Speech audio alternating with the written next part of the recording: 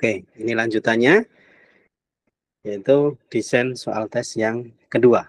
Nah, ini nanti sudah semakin membuat, apa namanya itu, materi-materi yang sifatnya praktik ya. Baik, di desain soal yang kedua ini, kita melanjutkan dari yang pertama tadi. Nah, dalam mendesain tes, itu ada beberapa poin yang nanti juga perlu kita perhatikan. Yang pertama, terkait dengan pengambilan sampel dan pemilihan butir soal. Dasar dari pengambilan sampel, yaitu nanti siapa yang akan ambil ya sampelnya, dan juga pemilihan butir soal itu didasarkan pada beberapa indikator. Yang pertama, urgensi, kontinuitas, relevansi, keterpakaian, dan kompleksitas materi. Urgensi artinya apa? Materi itu mutlak dikuasai siswa. Jadi contoh misalnya ketika kita mengajar mata pelajaran tertentu, maka materi itu mutlak atau wajib siswa itu menguasai. Menguasainya berapa? Tadi muncul yang disebut dengan, kalau di kurikulum 13, KKM. Ya, kriteria ketuntasan minimal. Berapa? Minimal 75 misalnya begitu. Atau misalnya kita buat 80. Itu yang nanti wajib dikuasai. Sehingga butir soal yang nanti akan disampaikan itu merupakan hal-hal yang dikuasai oleh siswa. Kemudian yang kedua, kontinuitas. Materi itu merupakan materi lanjutan dari sebelumnya. Artinya sebagai prasyarat materi kompetensi lanjutan. Jadi contoh misalnya, di awal kita mengajarkan misalnya terkait dengan konsep rukun Islam, rukun iman. Nah, itu kan materi awal. Nah, materi awal ini harus difahami terlebih dahulu, baru kemudian lanjut ke materi berikutnya.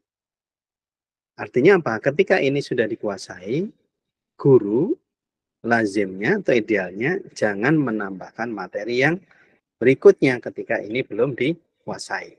Begitu gambarannya. Jadi ada kontinuitas. Dan nanti biasanya dia akan berjenjang. Materi 1, 2, 3, 4 itu merupakan materi urutan. Ya, sehingga nanti dia akan terlihat sebagai sebuah materi yang utuh. Kemudian yang ketiga, relevansi. Relevansi itu artinya apa? Ada kedekatan materi dengan materi lain untuk memahami materi. Nah, contoh misalnya materi tadi itu, cara membaca Al-Quran. Kira-kira ketika kita mengajar Al-Quran dan hadis, materi lain yang bisa berhubungan atau berdekatan dengan materi Al-Quran hadis, apa kira-kira? Apa kira-kira materi Al-Quran hadis yang dia berhubungan dengan materi lain atau pelajaran lain, bahasanya begitulah. Apa kira-kira? Materi Al-Quran, mata pelajaran Al-Quran, dia akan berhubungan dengan mata pelajaran apa? Halo, ada yang bisa menjawab? Apa? Kalau orang membaca Al-Quran, maka dia harus tahu apa? Bahasa Arab. Bahasa Arab. Nah, itu sederhananya begitu. Kan tidak mungkin dia bisa membaca Al-Quran kalau dia tanpa tahu bahasa Arab. Bentuknya apa, Pak? Menghafal huruf hijaiyah. Itu kan huruf-huruf dalam bahasa Arab. Nah, itu contohnya bahwa harus ada relevansinya. Makanya dalam konteks ilmu pengetahuan, ya, kalau yang disampaikan oleh Profesor Amin Abdullah itu ya, yang menjadi sebuah teori yang masih banyak dipakai itu adalah integrasi interkoneksi. Awalnya begitu. Jadi satu mata pelajaran itu nanti dia akan berkenaan dengan materi yang lain ya. Tadi itu contohnya. Kenapa? Karena dia saling support.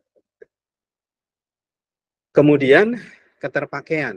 Nah, keterpakaian ini memang dalam mendesain tes artinya akan terlihat secara sederhana, yaitu tadi misalnya dalam pelajaran Al-Quran nanti secara membaca Al-Quran ya, artinya siswa nanti secara keseharian bisa mempraktekkan, bisa menggunakan dalam kehidupan sehari-hari.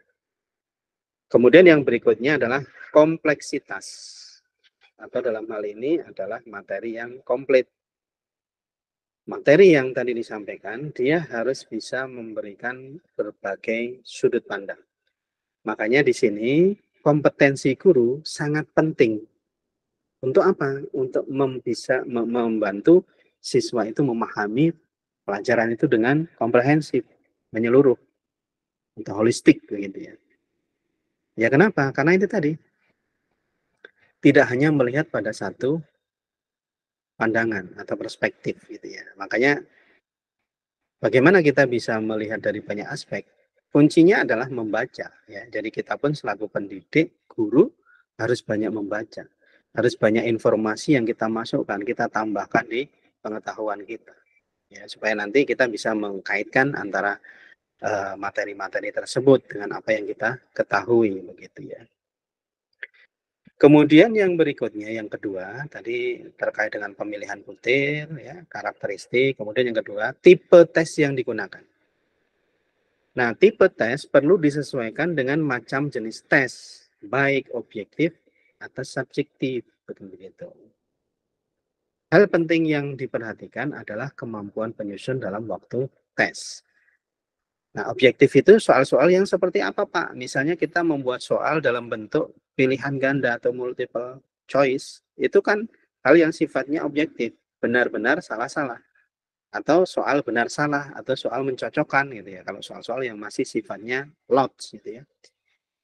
Hal yang subjektif yang seperti apa, Pak? Ya, misalnya isai. Ya, isai itu apa istilahnya? Ada beberapa unsur subjektifnya juga gitu ya. Karena apa? Nanti berkenaan dengan beberapa penilaian yang dibuat kriterianya begitu. Hal yang penting yang perlu diperhatikan adalah kemampuan penyusun tes dalam waktu dan waktu tes. Jadi begini sederhananya. Ketika kita membuat soal, itu akan diperhatikan jumlah waktu yang akan dipergunakan. Contoh misalnya ketika kita punya waktu 45 menit, maka kita tidak mungkin membuat soal yang banyak sekali yang membutuhkan konsentrasi, daya pikir siswa untuk mengerjakan semuanya. Nah, disinilah salah satu kemampuan perancang tes itu nanti diperlukan. Jadi kalau misalnya 45 menit, kita bisa berbicara, 45 menit itu akan dibagi berapa soal. Kemampuan siswa dalam berpikir kira-kira berapa menit, misalnya 5 sampai 10 menit. Jadi kalau misalnya katakanlah 10 menit lah, atau misalnya 5 menit lah, 5 menit itu dia akan mengerjakan berapa soal, kita bagi saja. Nah itu terkait dengan kemampuan merancang ya, waktu yang diperlukan. Kalau jenisnya tadi misalnya multiple choice, mungkin dia akan bisa membuat soal yang lebih banyak daripada isai, begitu. Jadi kalau isai bisa jadi 4 soal dari 45 menit atau 60 menit. Ya. Tetapi kalau soalnya multiple choice, tingkat kemampuan berpikirnya bisa jadi lebih sedikit waktunya. Misalnya apa? 3 menit orang berpikir untuk menjawab. Nah, itu maka tinggal dibagi saja. Kemudian yang ketiga, aspek yang diuji. Nah, nanti menyesuaikan kompetensi yang diukur ya, pengetahuan, pemahaman, aplikasi, analisis, sintesis dan evaluasi. Kognitif, daya tingkat itu tadi yang kita sudah sebutkan di slide yang sebelumnya. Itu nanti akan disesuaikan ya. Kalau sifatnya pengetahuan, maka pertanyaannya juga pengetahuan. Kemudian format butir tes itu berbagai format butir bisa digunakan baik secara objektif atau subjektif. Nah, nanti juga formatnya akan beragam, banyak lah gitu ya. Kemudian yang kelima, jumlah butir tes. Nah, jumlah butir tes menunjukkan representasi materi dan juga mempengaruhi reliabilitas tes. Jadi, dalam konteks pembuatan soal, kita akan bisa melihat jumlah butirnya itu berapa. Jadi misalnya tadi ada 5 poin. Nah, di awal tadi kita buat tabel tadi, misalnya ada 5 poin dalam membaca Al-Quran ya. Maka dari 5 itu kita akan buat soal berapa. Kalau terlalu sedikit, reliabilitasnya juga nanti bisa tidak sesuai. Terlalu banyak juga tidak bisa sesuai bisa jadi. Maka dipilih biasanya itu di tengah-tengah. Nah, biasanya apa istilahnya dalam pembuatan soal itu rata-rata 3-4 soal dengan materi yang dibahas itu sudah mencukupi kalau kita mau melihat itu. Jadi misalnya kalau dari 5 aspek tadi, kita akan buat soalnya berapa? Kalau kita buat 4, maka 4 kali 5, 20 soal. Nah, itu biasanya sudah mewakili apa istilahnya itu representasi dari materi yang ada. Gitu. Semakin banyak butir soal akan meningkatkan reliabilitas. Nah, kadang jumlah peningkatan ini sesuai dengan aspek indikatornya juga gitu. Jadi tidak bisa terlalu banyak juga gitu. Nah, tes objektif lebih memungkinkan didesain dalam jumlah banyak daripada tes subjektif. Nah, nanti terlihat misalnya soal-soal yang sifatnya multiple choice itu bisa misalnya 30, 40 gitu ya.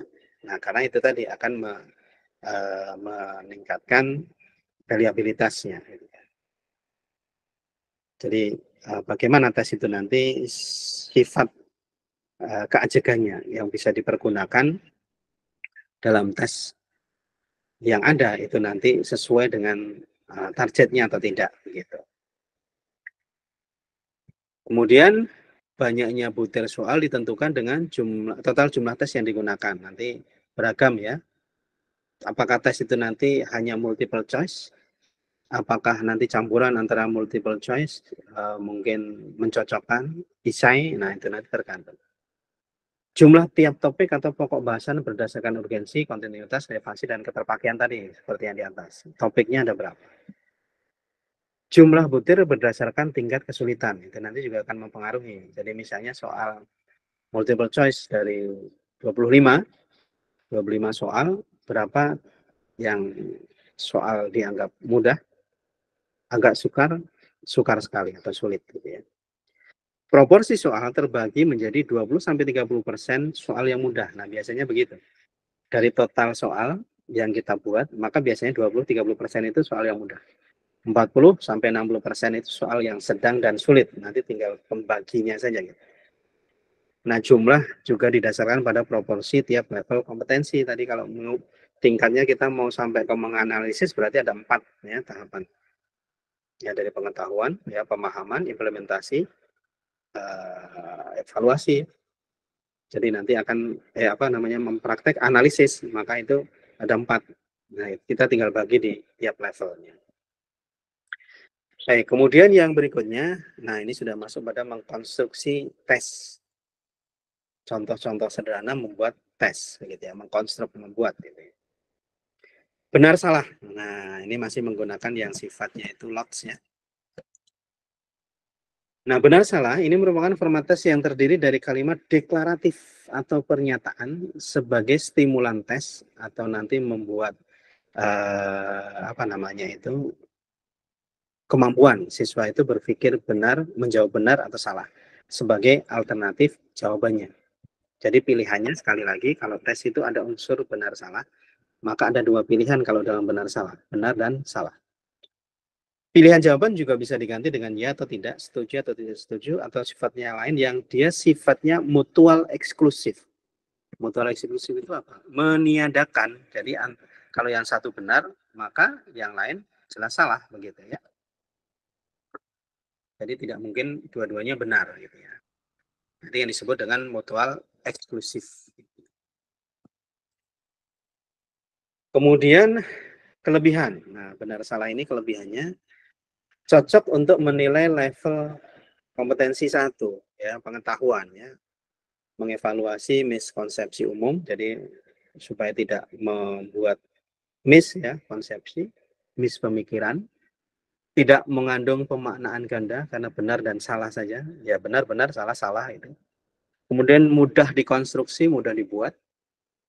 Kemudian perangkat tes memungkinkan dibuat banyak sehingga mewakili pokok bahasan. Ini juga kelebihannya. Benar salah itu bisa dibuat banyak dan itu nanti sesuai dengan materinya.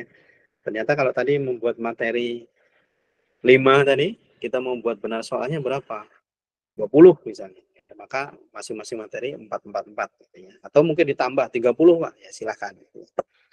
Kemudian efektif menguji ingatan pada fakta, artinya ya dia bisa mengukur kemampuan siswa terkait dengan pengetahuan. Ya. Contoh misalnya dalam pelajaran sejarah.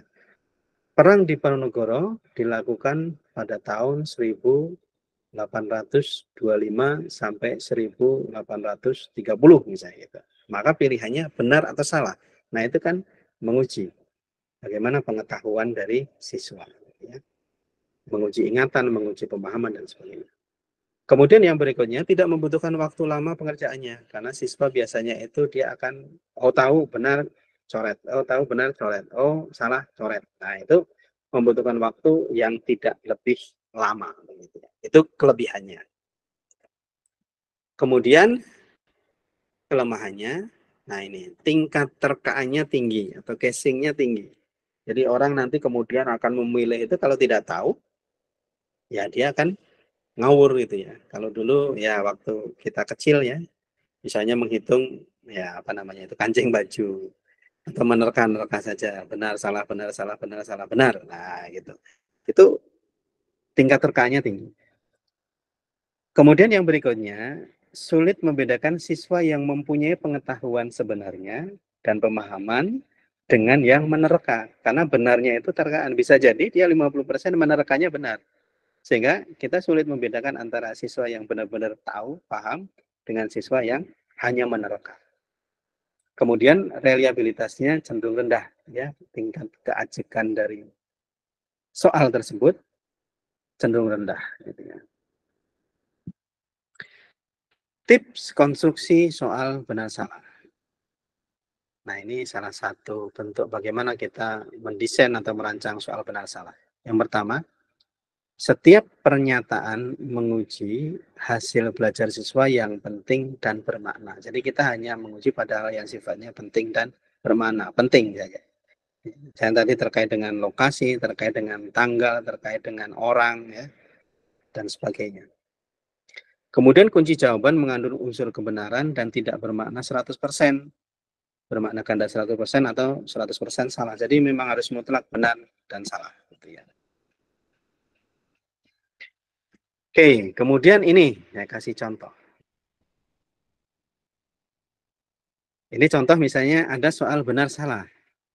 Nah, ini yang bisa jadi menjadi soal-soal yang apa namanya itu berbeda begitu ya. Kunut merupakan salah satu sunnah sholat subuh. Ini benar atau salah? Silakan. Ini saya kasih contoh soal. Kira-kira benar atau salah? Halo? Kunut merupakan salah satu sunnah sholat subuh. Benar atau salah?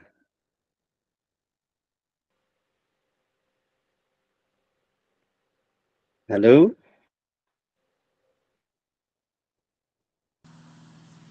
Ada yang Salah kayaknya Pak. salah kayaknya. Alasannya apa Mas Aziz? Karena kalau kunut itu dilakukan nggak harus di sholat subuh Pak. Karena kunut itu dilakukan ya ketika ada suatu musibah kayak misal doain orang-orang Palestina gitu. Saya kunut nazilah begitu ya. Iya Pak. Ya artinya ini dalam konteks sholat ya, dalam konteks sholat. Kalau yang di lain-lain mungkin ini. Oke, yang lain mungkin. Semua Ya. Pak. Kenapa? Sunat itu bisa dilakukan atau tidak Pak? Bisa dilakukan atau tidak? Ya artinya ini kan soalnya benar dan salah Mas gitu. Jadi kita Ya, pilih kan? itu. Ya orang berbeda-beda Pak. Nah, oke orang beda-beda. Oke, ada lagi yang lain.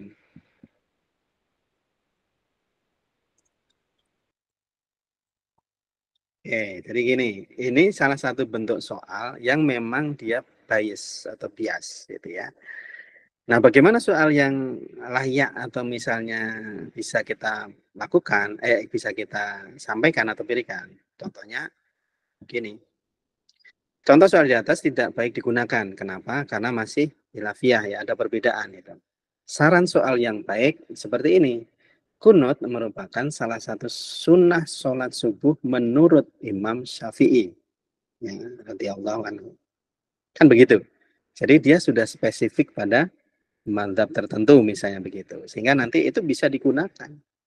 Tapi kalau tadi hanya menyebutkan sebagai salah satu sunnah sholat subuh, bisa ada yang sepakat, bisa ada yang tidak. Nah, ini contoh bagaimana kita membuat soal yang tidak bias.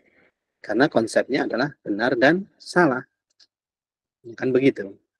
Kecuali nanti kalau itu sifatnya isai misalnya. Sehingga ada penyebutan bahwa menurut madzhab ini nanti sesuai dengan itu. Nah, di sini ya, ini contoh bagaimana kita membuat soal-soal yang tidak bias begitu ya. Nah, kemudian yang berikutnya, pernyataan harus jelas dengan bahasa yang baik dan benar. Tadi terkait dengan bagaimana kita membuat instrumen tadi ya. Harus jelas tadi, harus konkret, kemudian bahasanya juga baik dan benar, tidak menggunakan bahasa-bahasa keseharian, tapi bahasa formal biasanya, kan begitu. Kemudian menggunakan pakar dalam bahasa untuk mereview bahasa. Nah, ini penting, karena bahasa itu ada ketentuannya ya, penyampaian, sehingga nanti bisa jadi ini. Contoh misalnya, melakukan dan melaksanakan, kira-kira yang bisa dipakai untuk pembuatan soal, melakukan atau melaksanakan.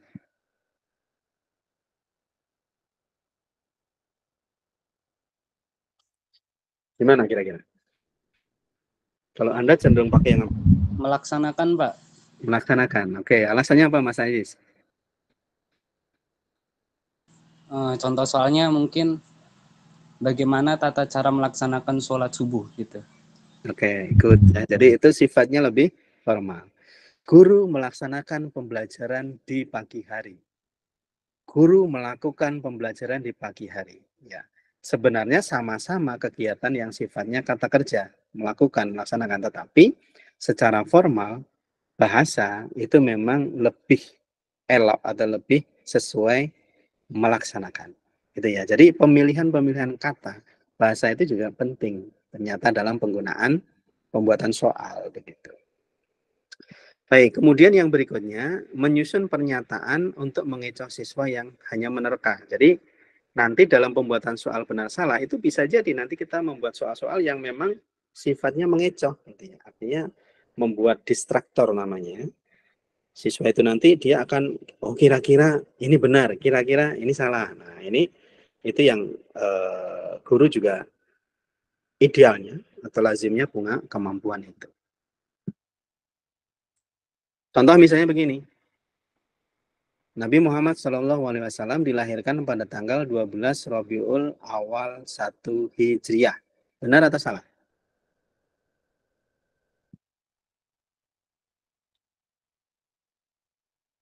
Halo? Soalnya itu, Nabi Muhammad SAW dilahirkan pada tanggal 12 Rabiul Awal 1 Hijriah. Benar atau salah?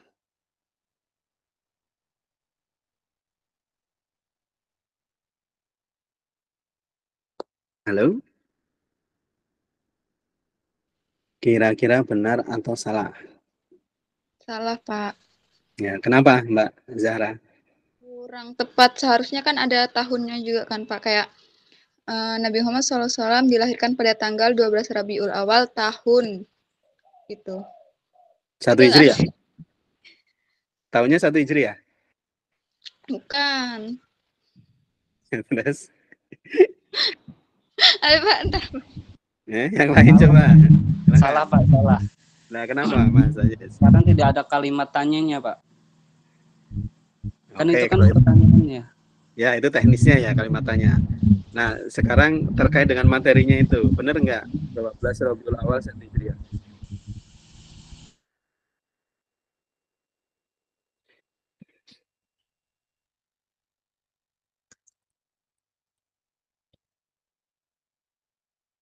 Tanggalan 1 Hijriah itu apakah sudah dipergunakan ketika Nabi masih ada? Belum. Nah, berarti di situ kan salahnya. Jadi Belum, seolah-olah enggaknya itu masih benar, Pak. kan begitu. Kenapa? Karena dia menggunakan hijriyah atau hijriyah begitu ya. Nah, ini yang bisa kita menjadi salah satu contoh yang disebut dengan distractor. Nah, kalau orang yang menerka saja, dia akan melihat, wah, karena ini 12 Rabiul Awal 1 Hijriah, wah ini tanggalan yang dikeluarkan oleh Islam atau yang dipergunakan dalam Islam, maka dia menjawab benar gitu ya, padahal sebenarnya salah. Nah, ini yang disebut dengan distractor gitu ya. Nah, itu contohnya. Kemudian bisa juga nanti kita menyusun pernyataan soal yang memancing siswa berdasarkan asumsi umum yang terkait dengan suatu fakta. Contoh misalnya begini, sebentar saya kasih lihat. Amin dan Aminah adalah sepupu karena ayah mereka kakak dan adik. Karena mereka bersaudara, maka mereka haram untuk menikah. Nah, kira-kira bagaimana bentuk soalnya ini? Benar atau salah?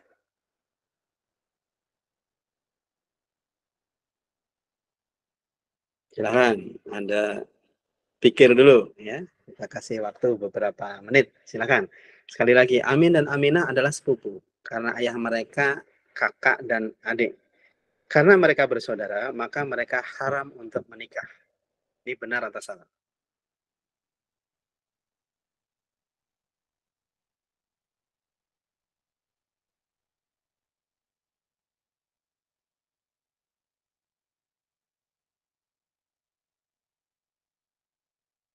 Silakan. Kenapa? Benar kayaknya, Pak. Sifat? Benar. Benar. Alasannya kenapa? Joko nggak tahu. Nggak tahu. Kayaknya benar. Gimana?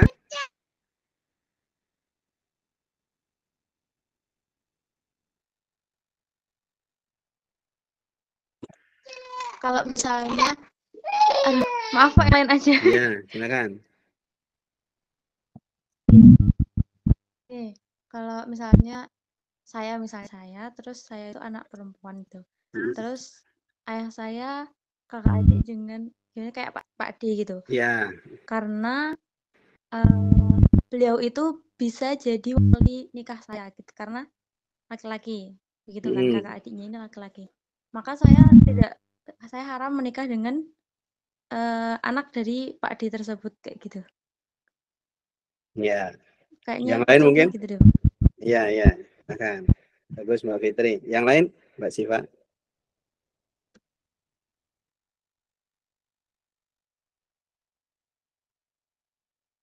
Gimana pandangannya dengan soal tersebut?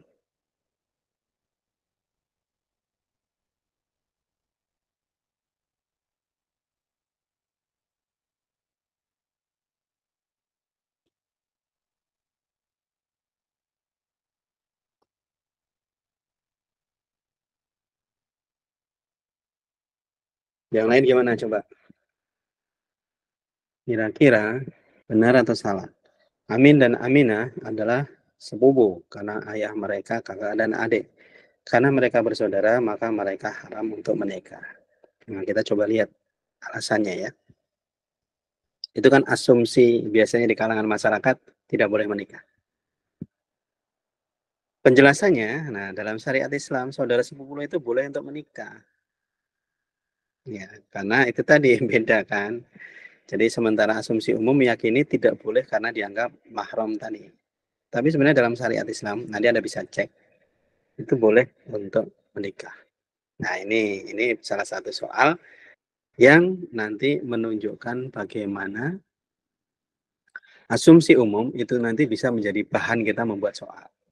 Gitu ya. Silakan nanti Anda bisa carilah untuk ini. Kemudian membuat soal dengan pernyataan yang negatif juga seringkali membingungkan. Nah, contoh misalnya, ghibah merupakan perilaku yang tidak terpuji. Kira-kira benar atau salah? Benar, Pak. Benar. Oke, saya kasih contoh yang ini. Ghibah merupakan perilaku tercela. Benar. Benar, yang tadi juga benar, ini benar. Ya, Iya, ghibah Pak. merupakan perilaku yang tidak terpuji, pertama itu. Yang kedua, ghibah merupakan perilaku tercela. Nah, dari dua soal itu, kira-kira soal yang layak yang mana? Yang atas. Alasannya? Ya, karena kan memang ngomongin orang nggak boleh, Pak. Oke. Yang lain? Berbicara mengenai orang tidak boleh. Permasalahannya adalah ketika kita berbicara soal ghibah merupakan perilaku yang tidak terpuji. Benar itu. Tetapi di sini ada konteks yang membingungkan. Siswa dengan tingkat yang lebih rendah, misalnya anak SD, pasti bingung. Ghibah merupakan perilaku yang tidak terpuji. Ya. Beda dengan soal yang kedua. Dia langsung. Tadi kan syaratnya begitu kan. Ghibah merupakan perilaku tercela. Paham? Nah, ini contoh bagaimana kita membuat soal yang nanti istilahnya dengan kata-kata yang lebih baik tadi. Kata-kata yang dianggap mudah, bisa difahami, dan sebagainya. Gitu ya. Ada yang mau ditanyakan? Silahkan. Ini sudah habis materinya. Jadi tadi 3 sudah kita sampaikan semua. Sudah hampir berapa slide. Silahkan. Kalau ada yang mau ditanyakan. Bisa difahami? Insya Allah bisa, Pak. Baik, kalau tidak ada, sementara mungkin kita cukupkan dulu ya untuk materi kita. Insya Allah nanti kita lanjutkan pasca UTS. Sebelum kita akhiri, mungkin nanti kita melaksanakan, saya presensi terlebih dahulu. Baik ya, untuk ini kita akhiri dulu.